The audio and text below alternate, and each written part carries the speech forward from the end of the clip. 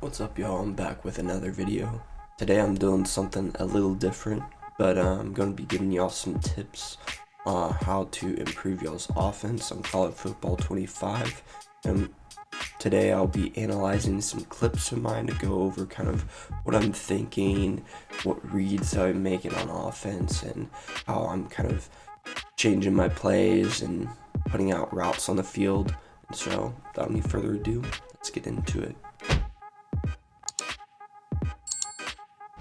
Alright, so starting off with our first clip, kind of just an FYI to y'all, these clips are from Road to the College Football Playoff, which is an online game mode where you use basically the team's set playbooks.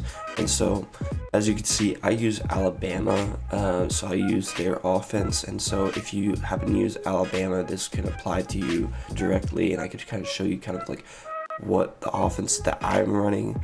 But overall, these tips should help you, even if you're not using Alabama's playbook. But as you can see, first kind of read that I'm making on the field is one, there's the coverage shell. So my opponent on Ohio State, he is running a cover 3 shell. That doesn't necessarily mean that he's running cover 3. It means that he's coming out in that shell. But I do play a lot of people that still kind of, the shell they come out of is the coverage that they do run. So if you ever like run a coverage beater against a coverage and you're just like, well, he was running a cover 3 shell, I ran a cover 3 beater, how come it didn't work? Well, it's probably because he made some adjustments to that coverage, or he came out in just a cover 3 shell and came out in like cover 4 or cover 2 or something else, cover 1, cover 0.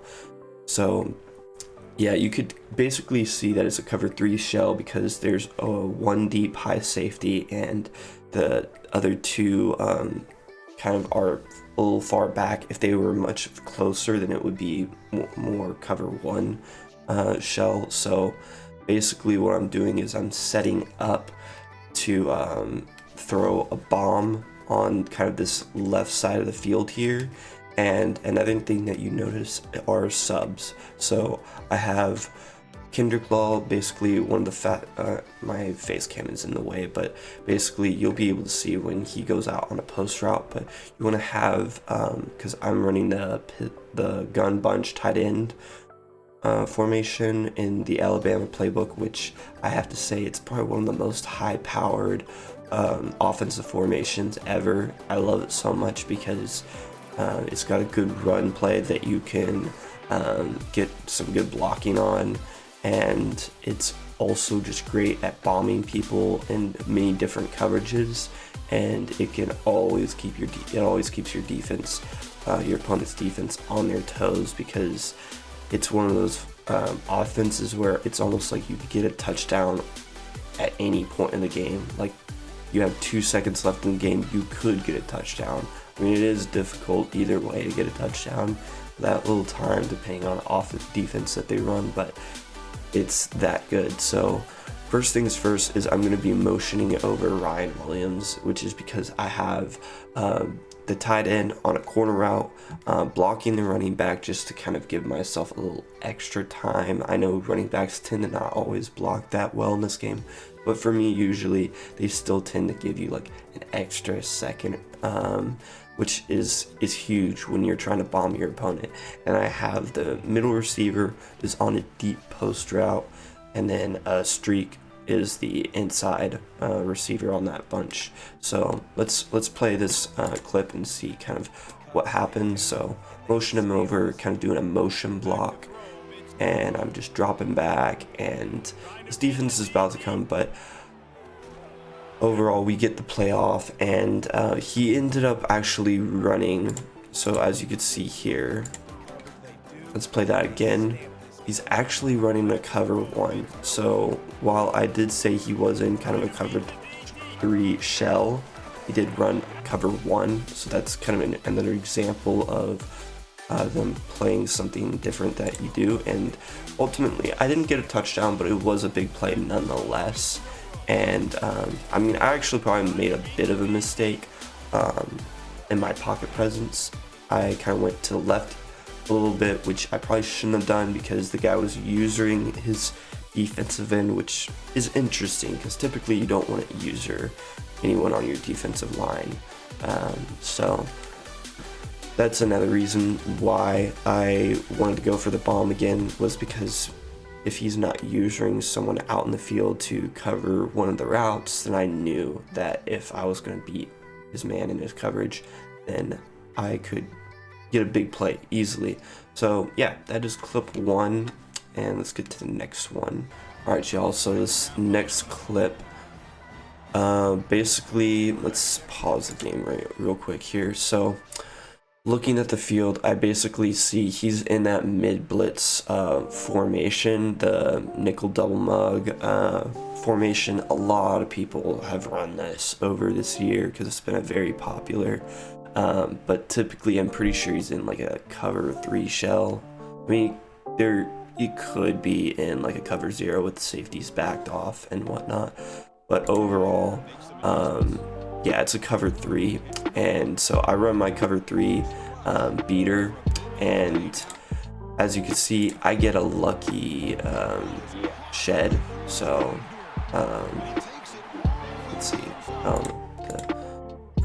the video wasn't quite working there, so let's just play that again. So I set up my cover 3 bomb like I did in the last clip, and he's using his middle safety. I get a nice kind of shed from that because of Jalen Milroe's extender ability, which I gotta say, it's so overpowered. That's weird. Ultimately, I do bomb him on the play. I throw to, yeah, I don't know why that video didn't show, but ultimately, if you can see this Kendrick Law on the triangle route, he is going to be cutting through at this post, and the main crosser route, which a lot of users tend to take because people love crosser routes ultimately, but this is kind of a decoy route to not only maybe take away your opponent's user, but also his left deep zone, because this is a cover 3, right? He's covering this, middle safety is covering this, and his far right one is covering this side, and so the streak is taking away this guy, and then, or no, the middle guy, and then he cuts through. You should be able to easily pass the left or to the up, just away from the defense, and it should be a touchdown. And so the last clip, it was cover 1, which can be a little tricky, but if you have a fast receiver, which is why I put Kendrick Law out, because he has 97 speed on Alabama's offense, then you should be able to get a big play easily. So I get a touchdown here, so we'll get into the next clip, and hopefully it's not a dud clip like this one. So yeah. Alright y'all, so this is the next clip. This is from the same game actually that I was playing, and so first thing that I noticed kind of just looking at his defense is, again, he's still in that kind of like mid-blitz formation, but he's not running the actual mid-blitz play, which is like a cover 0. And so basically this defense, you have cover 2, and now I know that cover 2 and cover 4 cover shells tend to look very similar, but what I notice is typically these two DBs tend to be a little closer up in cover 2 than cover 4, because cover 4, these people would be back in deep zones, which is why they'd be a little bit further back, whereas cover 2, they're going to be on like cloud flats, hard flats, that kind of thing. And then you'll have your 2 deep safeties. And so basically kind of what I do to beat this is you do kind of 1 or 2 different things out of the pistol bunch or the gun bunch tight end formation. Is you could streak this guy, and you could do like PA verts play, where there's kind of like a bit of a kind of cool little streak here pattern on the outside bunch receiver, and you can motion him out. That's one way to beat cover 2, but I have another way of beating cover 2 to kind of throw off my opponent if he likes to run cover 2 a lot, like cover 2 man. If he plays that a lot in the game. I kind of have 2 cover 2 beaters to use to kind of throw him off, because if you motion out your receiver to do that and he's running cover 2 a lot, he's gonna pick up kind of what you're doing. And so I always like to say it's good to have multiple ways of doing a coverage beater, because you don't want your opponent to necessarily catch on. If you can always catch your opponent lagging or just keep him on his toes, that's the best way to play offense, because you want to keep your opponent guessing. And so ultimately I streak the inside receiver and then put Law on a corner route, and then I stem it down once, and then I put Ryan Williams on a flat. And so that takes away kind of the hard flat, and the streak takes away kind of the main safety right here. And so ultimately this corner route should get wide open, and I would just pass lead it out his direction to get away further from the defense. So let's look at this. So yeah, gets wide open into the touchdown, into the end zone for a score, which is huge. And so yeah, that's basically what happens there. And yeah, it's just a simple cover 2 beater. And so yeah, let's get into the next clip. All right, y'all, so next clip we got in a different game, actually in the playoffs. And so I'm facing up against a Georgia team, and this guy, once again, he, like the other opponent, is using cover 2. And so I'm gonna do the exact same cover 2 beater that I did last time, because I don't typically want to motion if I don't have to. And also another thing that you can notice, guys, is his D-line. He has a very spread out D-line, and he's looking to only probably rush 3. So again, this is kind of another thing that you can observe, is like if I wanted to run the ball, which I definitely could have here, but since I knew kind of the coverage he was running, that I might as well take a shot at it and get easy big play.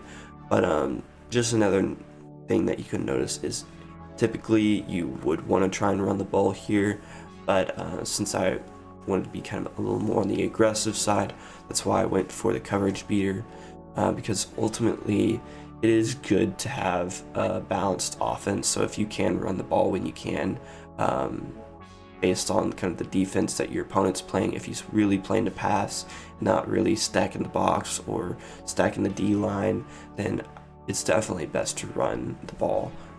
Because a balanced offense is typically the best kind of offense. I tend to lean more on pass heavy, but I do like to run the ball, mainly to get that to the hash. And that's another thing is that I forgot to say on all my other clips, is the hash mark. Hashes are so important in this game. Like I'm on the left hash mark, and the receivers are on the wide side of the field, and so that's another big important thing. This wouldn't work if you were like on the middle of the field. So being on a hash mark, I'm very sorry that I left that detail out, because that's actually a huge important detail. Hashes are very important with these kinds of schemes. And so yeah, if you were on, like, let's say the right hash, your play would basically have to flip. So you need to flip your play to have like your bunch receivers on the wide side of the field. So here we go, we could see that I am just making my last adjustments, and yeah, you could see street corner flat, and it gets open again. And since it's another one of those dud clips, sorry y'all, but basically we have Starks. He's a pretty high overall safety in this game.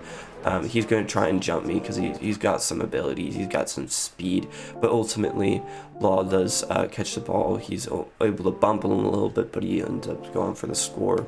And so yeah, but we'll get on to the next clip. Alright y'all, so for the next clip, going up against Ohio State, and as y'all could see, here, let's go back. First thing that I noticed, of course, on the right hash mark, and so once again, the bunch receivers are on the wide side of the field. So you gotta make sure, this is very important in this offense. Hash marks are very important, so it's very important on offense that you get to those hash marks, whether if you're fair catching on like the kickoff, just do like a simple run play or route combo to get to that hash mark, basically that side of the field, because that will make these one play touchdowns a lot easier, because I don't think they really ever work if you're not on the hash mark or have it flipped the wrong way. So yeah, just make sure you're doing that. And then the coverage shell that he comes out in, that the defense is in, is cover 3, and he's usually that middle safety, which is why he's kind of down to the left a little bit. So I'm setting up my cover 3 beater, and so as you can see, I set it up. Running back is still blocked, of course, and he does run man coverage here, but again, since I have a fast receiver, he's able to kind of break that and put the ball in the post route and score for an easy one play touchdown. And so yeah, that is the play there. And even if you're going up against a high-powered defense like Ohio State that has Caleb Downs at safety and some solid quarterbacks across the board, that's why it's best to have just fast receivers, which most of every good team has. Like Alabama, they have some great receivers, but if you're playing like cut, making sure you're having the fastest receivers on cut is very helpful. You're running Alabama's offense, and let's see, and then on offline play, if you're just using any team with Alabama's playbook, just make sure you're making the right subs, like I mentioned before. So yeah, we just have one more clip, y'all, so let's get into it. All right, chat, this is the last clip of the day, and so I'm going up against Nebraska. So online, here we go. We got we're on the right hash mark. So again, receivers, a bunch of receivers are on the wide side of the field. So again, very important. And I'm pretty sure this is like a cover 3 shell, but it could be like potentially cover 6, cover 9, based on like where this DB is compared to all these, because I mean that is kind of a weird ish cover 3. I mean, it could also be cover 4. So this is kind of the ones where I just went for this coverage beater and just hope it works, because sometimes, you know, if it doesn't work, you just roll out, throw the ball away, and you try again. And so it's not always a bad thing. That's a great thing about this offense, is it gives you multiple chances to try if you don't always make the right read, because that's not always going to happen, you know. Making the best reads is important, but sometimes the defense can really throw you off if you're going up against someone that plays really good defense, which happens at times a lot, especially with these new coverage shells that you could do to disguise your defense. And so, and again, 16 seconds in the half, and so he is definitely going to be playing the deep ball a lot more, which is another reason why I love this high-powered offense, is because even if they play, like, let's say cover man 3-man deep, which is basically a prevent formation where you're like, where it's very similar to this. In fact, actually, I think that's what he's running, which is why I set up the cover 3 beater, because this play, this cover 3 beater will beat that. Even though it's man coverage, cover 3 safeties, it's gonna beat that, which I love, because it's so funny, I think, to be down in this situation where you have to score in like a few seconds and your opponent comes out in man 3 deep. Yeah, this offense will cook that for sure. So again, this receiver streak, deep post, and then crosser here, and these two guys all blocking, which I don't necessarily have to. I could put them on like a check down route, or this guy on a check down route, because again, he is only sending 3, and so if your opponent does really like know kind of what's coming and takes away that route, then you probably do want to put these guys on a check down route. But since I was beating my guy by quite a bit in this game, I just thought, yeah, he hasn't really been able to stop it. So I just go for it. And so, yeah, I'm setting up to play, drop back, and he's on like a D lineman. So I knew I have this in the bag. And so I throw it way into the end zone, far away from his defense, and they're just not able to get there because they're just not that fast. And so get the touchdown and celebrate on him a little bit, and I'm pretty sure, yeah, he quits right after that. So yeah, so another great clip, just kind of showcasing like how good this defense is, because again, man, like that middle receiver, man, it just gets open so well against this defense, especially even if you got someone manned up on him. The only way a man would possibly not lock this down is, again, if he has like a really fast cornerback. And so again, be kind of wary of your opponent's players, especially if you're playing cut. It's always good to kind of go into the depth chart at the beginning of the game to kind of see, okay, how fast are their DBs, because that can kind of determine like, okay, you really got to be careful when you do throw these bombs, because what can look to be open might not be, based off of the speed he has on field. So yeah, this is just one of those speed advantages that I have, because he's playing Nebraska, which doesn't have a whole lot of speed, and Alabama has a lot more speed. So yeah, that definitely helps in these situations. So yeah, that concludes the video, y'all.